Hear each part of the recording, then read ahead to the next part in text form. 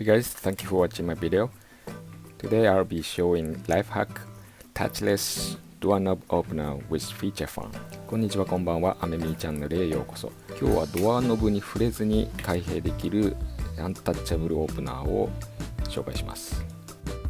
Right, this is a feature phone that was made by Sony Ericsson. これは十数年前に使っていたソニーエリクソンのガラケーです。This has very unique open-close structure with a semi-auto revolver hinge. セミオートの回転ヒンジがとても気持ちいいモデルでした。Alright, let's check how to make it. どのように作るか紹介します。Remove the battery and unscrew two positions. バッテリーを外して2箇所ネジを外し、キートップ側のネジ隠しを2箇所取ってここも外します。Alright, on the key top, there are two covers for the screw and unscrew. And of course, for the bottom side, there are two screws and unscrew them.下側にも2箇所あります。で、その次はピックですね。ギターのピックを使ってパチパチとケース外していきます。Please use something like guitar pick and unhook the bottom case.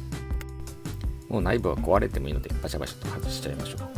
Please don't worry to make it break. This is key top. キートップを外します。基板の一式も外します。Take off the circuit board.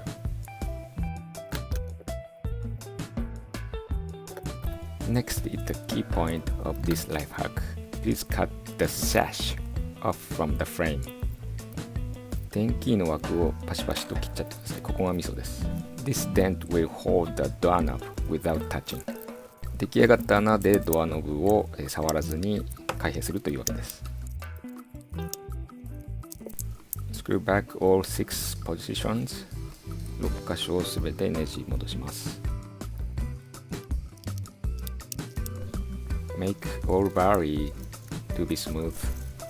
切り跡のバリはヤスリできれいにしておきましょう。ドアノブを傷つけないようにします。This revolver feeling is very comfortable. このリボルバーはいつ触っても気持ちいいです。Again, this life hack.We don't have to touch the doorknob anymore. Furthermore, I can hide the touching position under the display. ドアノブに触った場所をディスプレイで隠せるのもポイントです。Alright, thank you for watching. If you like it, please press good button and subscribe. See you in next video. Bye bye. ご視聴いただきありがとうございました。この動画が気に入ったらグッドボタン、チャンネル登録をよろしくお願いします。ではまた次の動画でお会いしましょう。